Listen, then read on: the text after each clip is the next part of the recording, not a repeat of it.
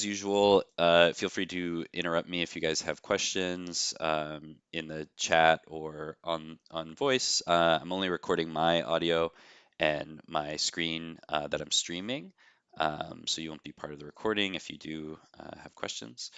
And so yeah, we're just going to talk about some basic animation. So with animation in some ways, so you might think that like animation is easier to do than interaction because animation is just moving stuff around and interaction is getting the user input and then moving stuff based on that.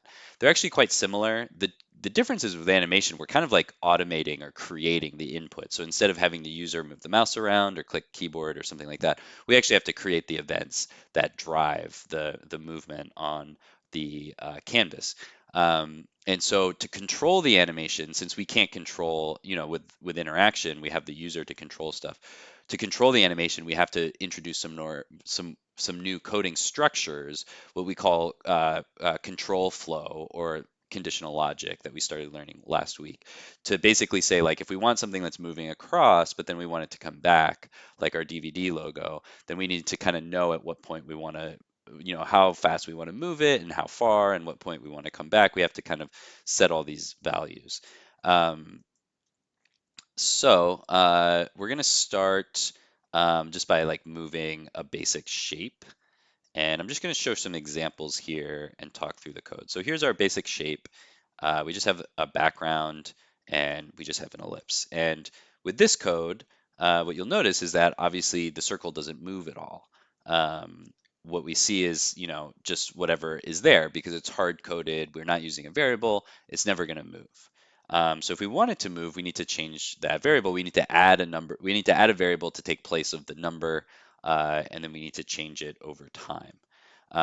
So the first step is to add a variable like we have here, variable x equals 100, and then we need to put that variable into the x position of the ellipse. Um, and so once we do that, so we have our variable x equals 100, and we're using x as the x value for the ellipse. Now we can move that x value. And so the result of that is we see the circle move. And we actually kind of a few weeks ago, I showed you guys what this looks like in a different example, just to kind of uh, give an example when we were working with variables of what we might use them for. And so now we're up to the point where we're actually going to start using them for this type of animation. Okay, so that's pretty simple. Um, Now we can actually change the speed of the circle. So in this case, whoops, actually, let me just get another editor window open because this will be a little bit easier. Okay, so we started out with our ellipse at 100, 100, 100. Okay, same thing, it doesn't move, it's just there. This 100 value here is never going to change because it's hard coded. So then we just add in a variable, x equals 100, and then we take this x and we throw it into the x value of the ellipse. That doesn't change anything, so I'm running the sketch again and no changes happened, but where it starts to change is when we add this x plus plus. And remember, this means x equals x plus 1. So what we're doing is we're taking the value of x each frame, which starts at 1, we're adding 1 to it, so that makes it 2, and then we assign it back to x. So when we come back around, when we run the draw function again, this x is now 2 instead of 1, or whatever 100 plus 1 is. Okay, so now we get to see that movement. Okay, so then the next thing we can do is we can actually change the rate of animation. So if I say x plus plus, that's x equals x plus 1. But if I want it to go faster, I can say x plus equals 5. That's the same thing as saying x equals x plus 5. So these are just shorthands for very common operations in programming. So with x plus equals 5, now we're moving a lot faster. And whatever that number is, we're going to move that many frames, per draw frame. So if we do something very small like 0.01, now it's like barely moving. So the change over time determines how fast it moves.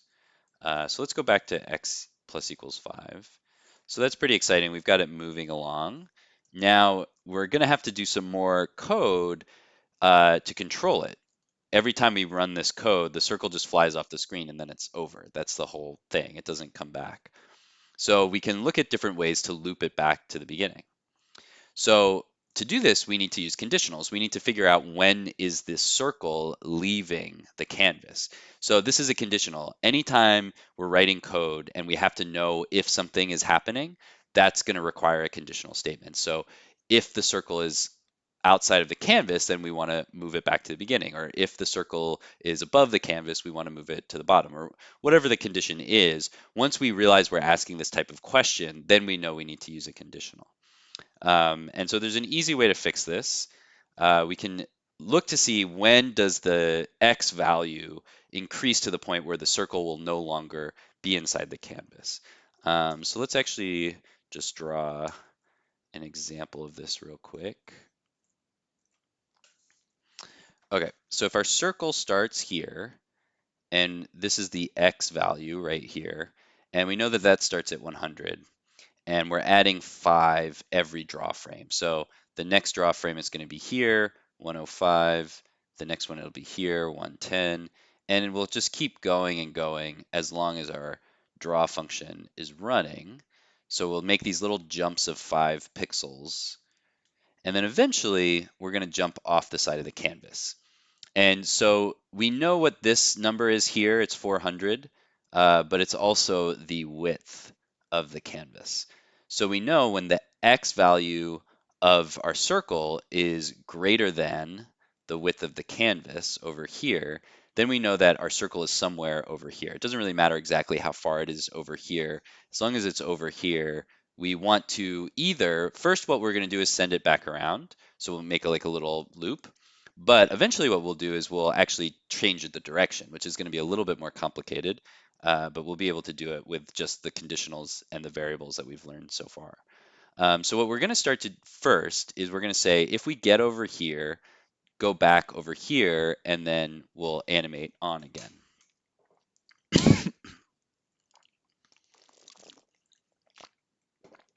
Okay, so when we set up a conditional statement,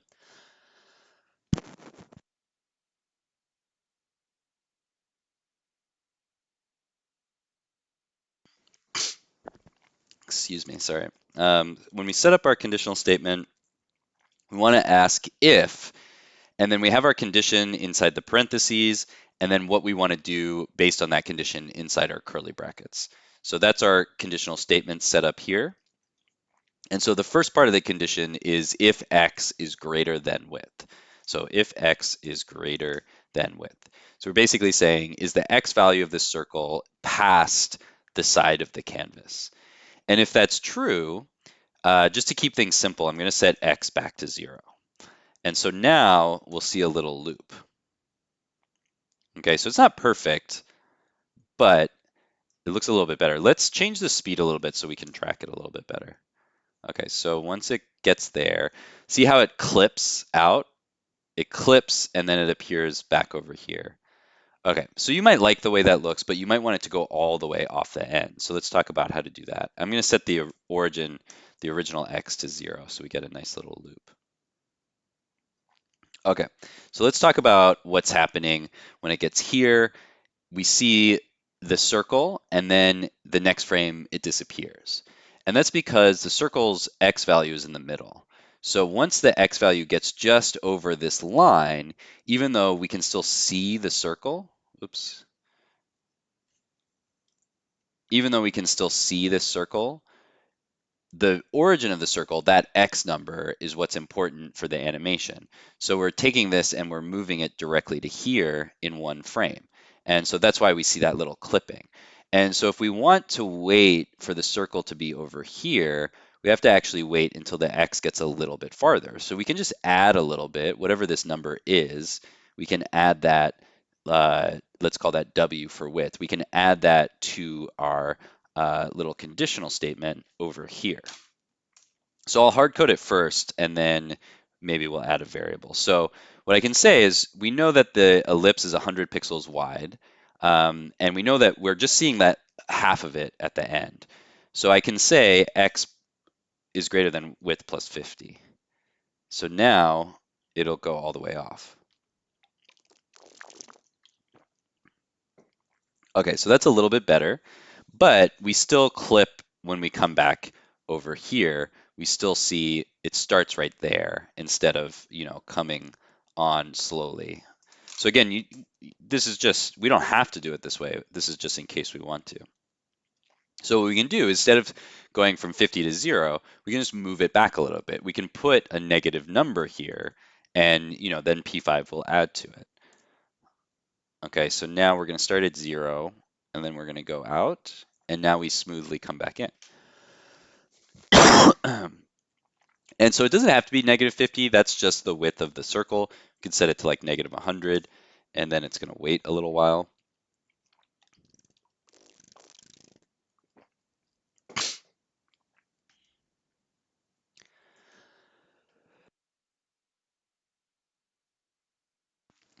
So we get that little delay if we set it there. So let's put this back to negative 50. I'm going to go back to my notes for a second just to see where we are at. Oh yeah, so we can also change the y value. So I kind of went out of order a little bit, but that's okay. Let's see what I go. Oh, this is a little goofy. That kind of makes sense. Okay, so let's add in the y, and then we'll come back to this slide in a second. So right now we're just animating over x, but if we want to get that DVD logo, we're going to have to animate on the y as well. And so these are two different dimensions. So we can't use the same number. We need to separate these two numbers out. So we're going to have to add a new variable. So I'm going to say variable y equals 0, excuse me. And then we'll just do exactly the same thing, but this time with y instead of x. So with our ellipse, the first number here is x, the second number is y. Okay, so that doesn't really change anything. It just puts the circle up at the top because we start with y equals 0. Then we can animate y, so we can say y plus equals 2. Okay, so now we're seeing it move across.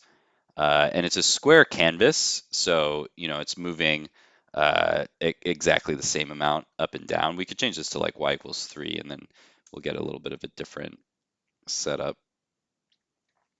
But now we need y to loop back to the beginning. So let's say if y, and this is the exact same condition, but this time, instead of using width, I'm going to use height, because obviously y is vertical. It's relative to the height of the canvas, not the width. So I'm going to use the same thing because it's a circle. It has the same width and height. So I'm going to say height plus 50, and then y gets negative 50. Okay, so now we should see this one is going to kind of wrap around because I'm doing x and y at different speeds. But if I set them to the same speed, it would just go in a diagonal. If I increase the speed on x, it's going to get to the right before it gets to the bottom. So you can get some kind of cool different animations like this. And if you had like a whole bunch of these ellipses, you could do something kind of fun with that. So I'm going to save this, and then we're going to talk about speed for a second. Because right now we're just adding speed, but we can also subtract speed, and that's how we're going to get to getting our circle bouncing everywhere. So I'm going to put a little comment up here because I'm going to duplicate this and make a new example. I'm going to leave this as is. So looping animation example. I'll save that.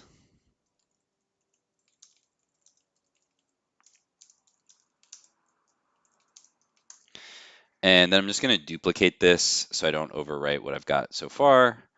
And I'm going to call this bouncing animation example.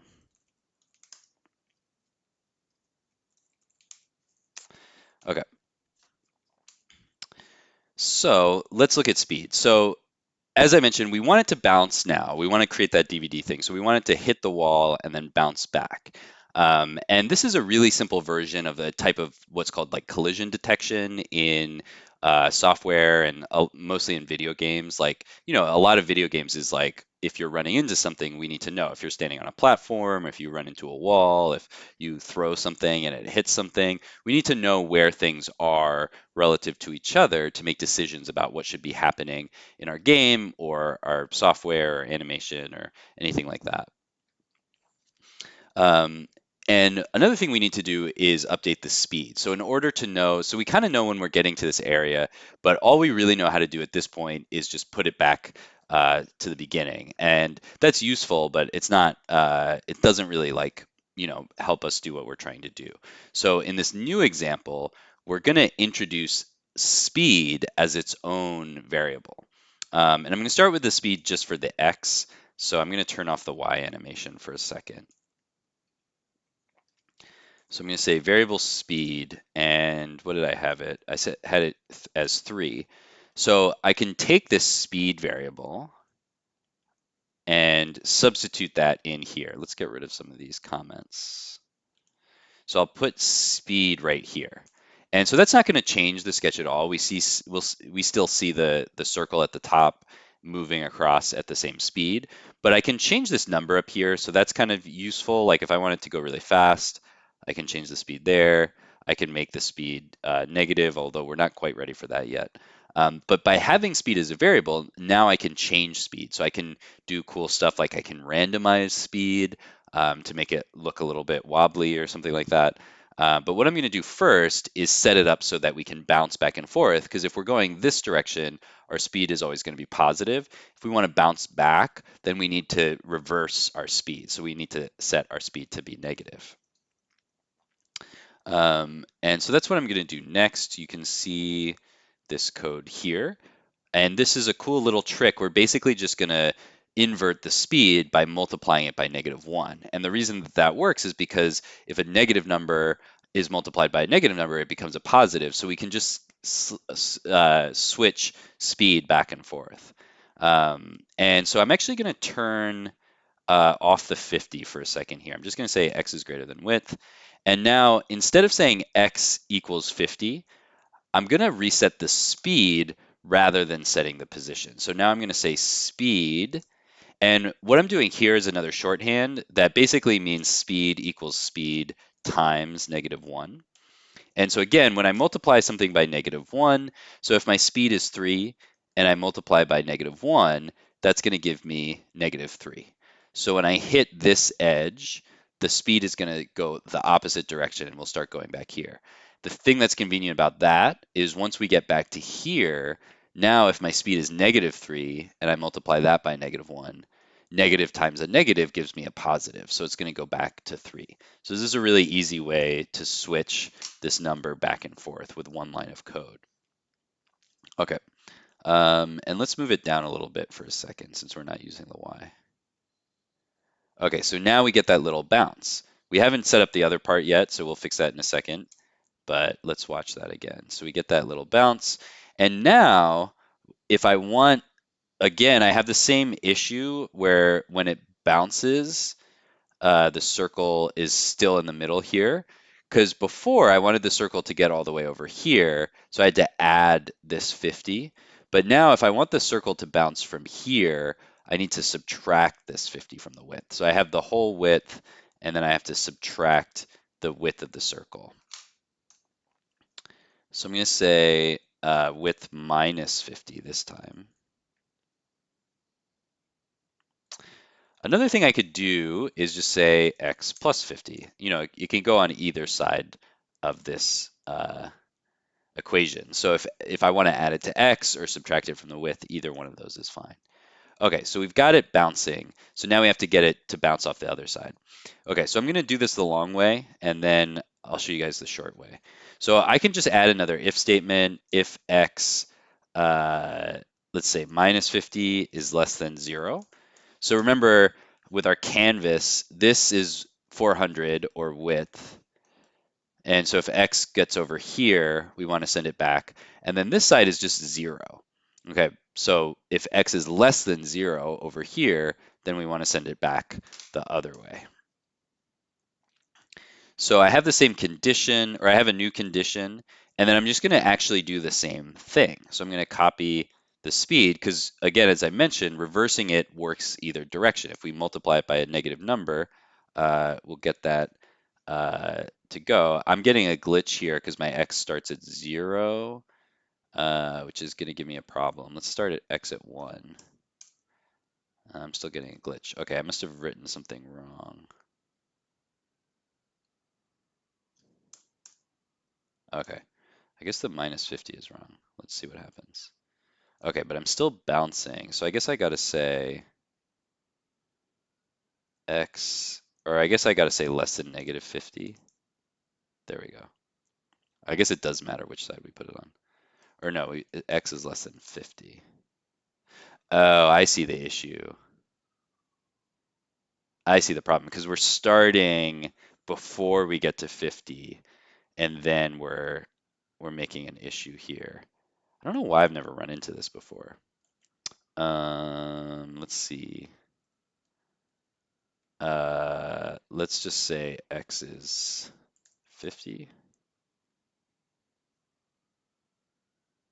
Okay. So yeah, we have to make sure to start after. I guess I've just always started at x at 100, so I haven't had that issue before. Anyway, now we've got it bouncing. We're going to make this a little bit better, so we're not going to have to worry about that in a second. So this is a slightly more complicated setup. So right now I have two conditionals. One is for when the ball hits over here, and the other is for when the ball hits over here.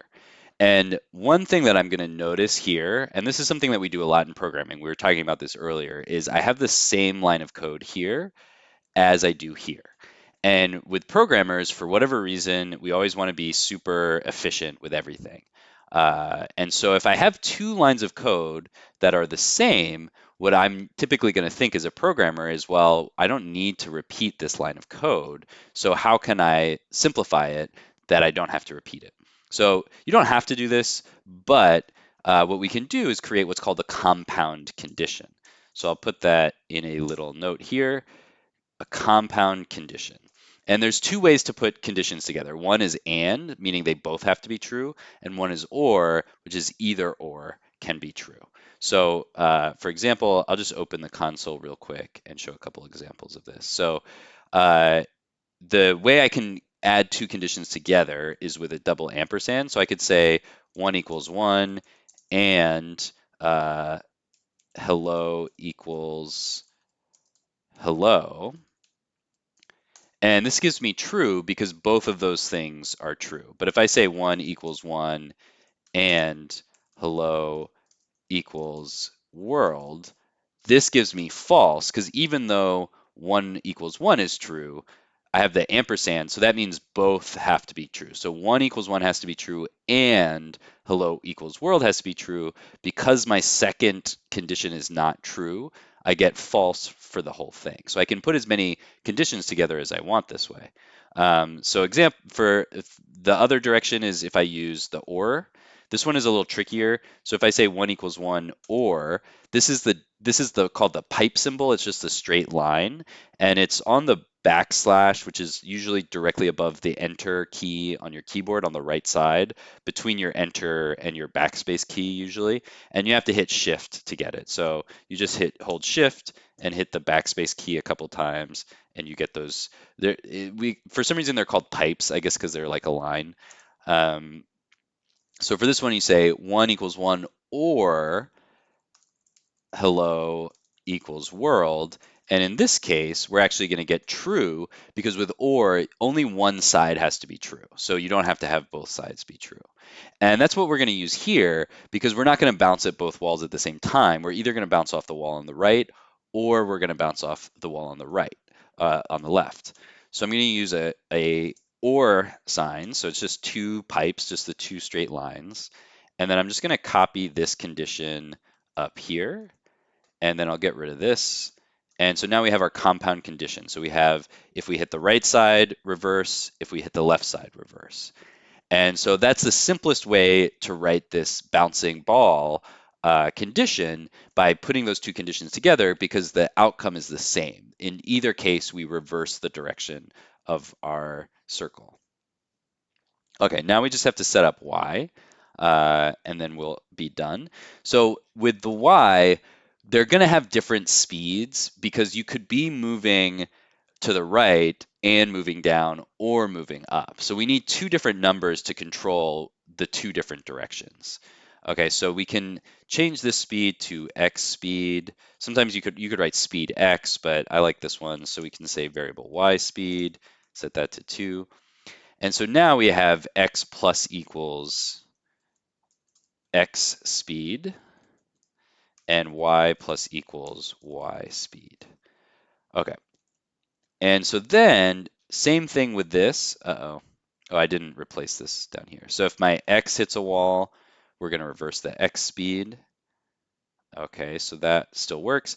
Now we just do the same thing on y.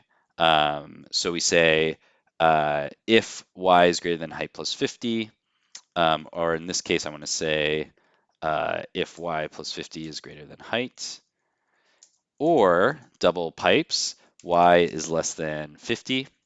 Now we're gonna say the same thing as before, but with y speed. And I'm gonna use the shorthand here. I'm gonna use asterisk equals -1. So this is a shorthand for times equals. So I can get the same result. This is the same thing as this. So speed times -1. Since I'm assigning it back to itself, the shorthand for that is y speed times equals -1. And so now this will have the same effect, although it doesn't. Oh, I took my y out of my ellipse. Oh, still not getting it. Oh, I'm getting the glitch on my y as well. There we go. Okay. So it has to start somewhere inside the canvas for this to work. And there we go. We have our DVD menu. In this case, the X is moving slightly faster than the Y. I think if we had them the same speed, the thing with the DVD menu is it doesn't line up perfectly, but you can see it does if you have a square. So I think with those TVs, they were slightly wider than they are tall, which is why you get this case where it doesn't really line up. Although it gets pretty close. It's eventually at some point it probably would line up. So there we go. We've got our bouncing DVD thing. There is one thing that we haven't put in here that we can do next, which is that the bouncing DVD logo changes color each time we get it. And so I'll do that real quick, but then I want to make sure to give you guys time to work. So I'll probably skip ahead. Oh, I want to do, so there's randomness, changing the color, modulo, we can skip that. I think with this is enough. Okay, so let's change the color. And we can add randomness just as a little example. Or no, we're going to go over randomness later. I'm going to skip that actually because we've covered enough stuff. We'll talk about randomness later.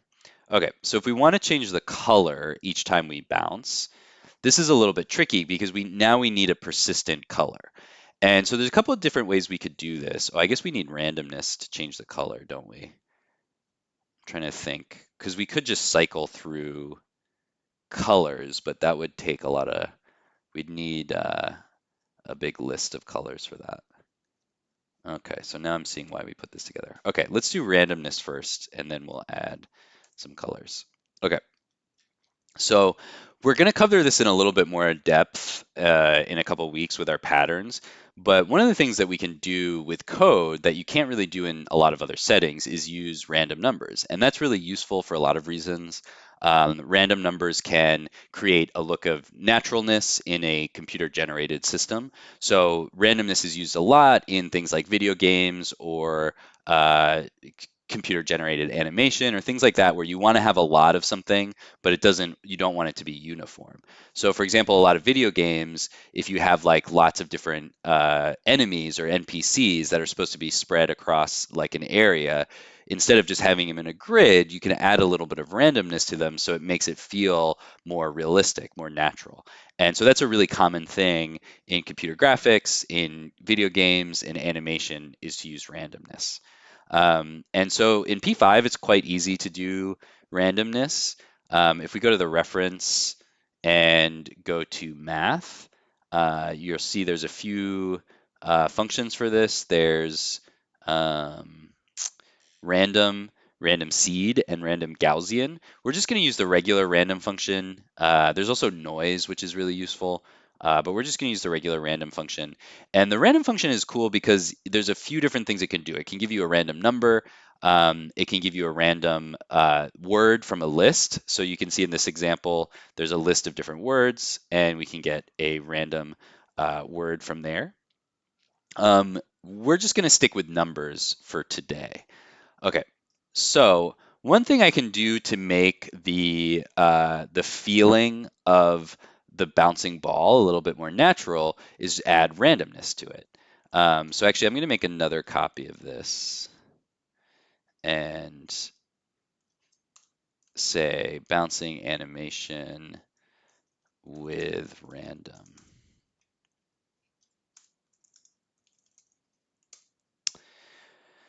So to show you what random does really quickly, so I'm just going to put this in setup so you'll just see it printed out in the console. So if I say just random like that, and then let's log this. So I'll say console.log random. It just gives me a random number. So the default is going to be a small number, something between 0 and 1.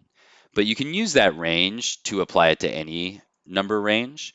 So if I put a number in here, let's put 10, you're going to see the numbers change. Instead of being between 0 and 1, now they're between 0 and 10. So I have like 6, 9, 9 again, 6 again, 4. I get these random numbers.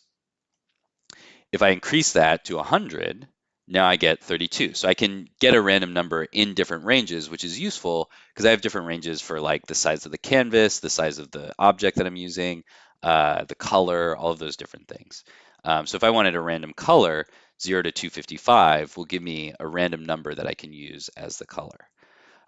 If I put two numbers here, the first number is going to be the minimum and the second number will be the maximum. So if I put 1, comma 10, now I'll never be below 1 or above 10. I'll always be somewhere in the middle. So if I go like 5 to 10, that's going to give me something a little bit over 5. And then I can use that for colors as well. So we're going to see two examples of using randomness. One is I'm just going to randomize where the circle is going. So I can say plus equals speed, but then if we add a little bit of randomness to the end of this, we'll see something kind of interesting. So let's say random, let's say between 2 and 5. Oh, I went too fast. Okay, let's slow these down a little bit.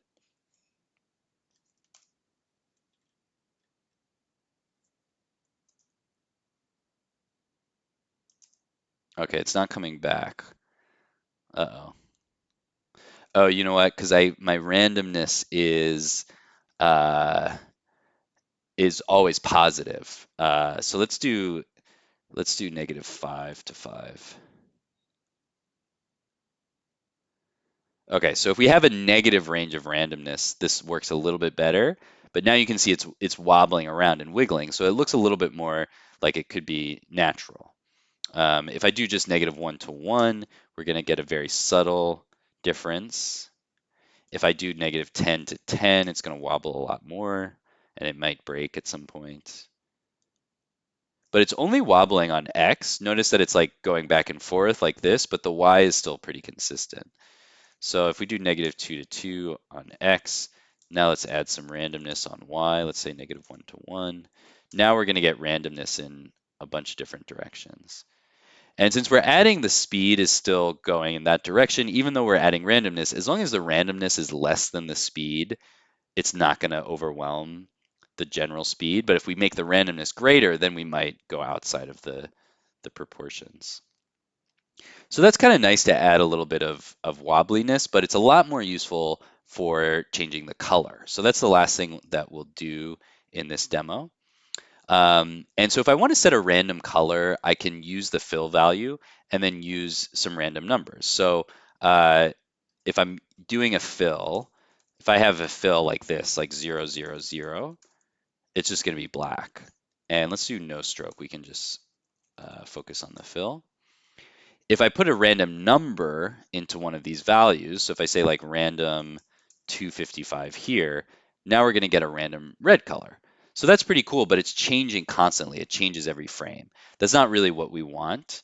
What we want to do is a value that stays the same over time, just like our x and y.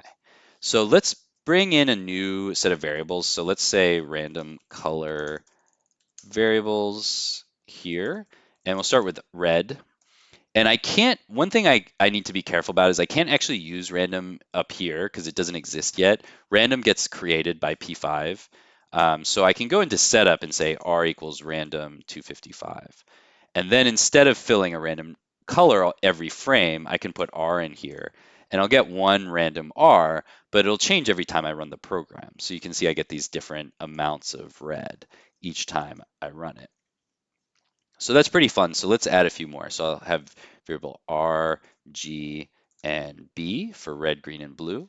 And I'll just start with red is random, green equals random, and blue equals random. And then I'll put each one of these in my fill. So every time I run this program, I'm going to have a new random color. But since it's a variable, it'll stay that color for as long as I want it to. So this is an animation in the sense of like something moving consistently, but we're creating animation in the sense of we're making a change over time. Okay, so now what we want to do to finish our DVD logo is make this randomness effect, excuse me.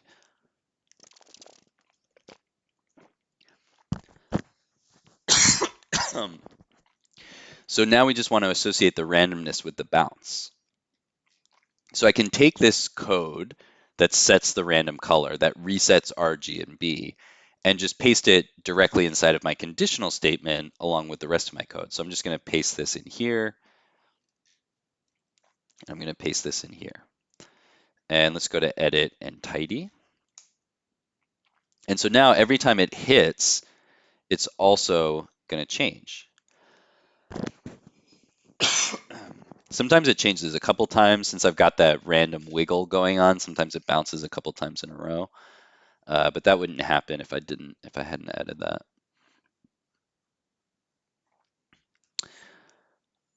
All right, so that's pretty cool. We've got a random color, we've got a random wobble or wiggle going on, and we've got our DVD logo. Okay, so normally I would go back to the meme and add this in there. We are I did use a lot of the time on this demo, so I'll skip that for now. I'll talk a little bit more about how to integrate this with your meme on Wednesday. Um, but if you go back to the meme, it should be relatively easy if you depending on what you want to animate. So like if I want to animate the text of this dog, let's duplicate this file real quick.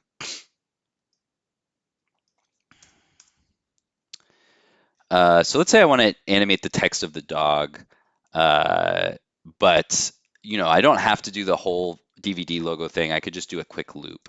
So let's say I just want it to scroll across. I could just add in an X variable. I guess I'm just demoing it now. I'll just do it real quick. So I could add an X and start it at whatever the X value is here, 200. So I can really just find anything that has an X or a color that I want to change and just add in the same animation code. So I can put the X in here. I can say X++. And then if I want to loop it around, I just say if X is greater than width, then X equals 0. And there's my animation. So it's quite slow. So let's do X plus equals 2. And so I would want to account for the edges a little bit. So it's really like, I don't know, X plus 100, X equals negative 100, so we can loop around more. It's a little bit more than that. Or no, oops, I added this to the wrong side. Let's say X minus 100. There we go. So it's easy to add it into another context. We just have to figure out which variable or which component we want to animate and then turn that into a variable. and then create a condition to reset the variable once we've completed the animation. So that's the basic idea with that. On Wednesday, we'll go over another way to do the animation that uses the exact same stuff, but instead of changing the position or the color, we can change the rotation and do some other kind of cool effects. So that's what we will cover on Wednesday. I'm going to stop the video here. I'll paste all those examples into the voice chat for you guys to take a look at. And then if you guys have any questions, we can go over them.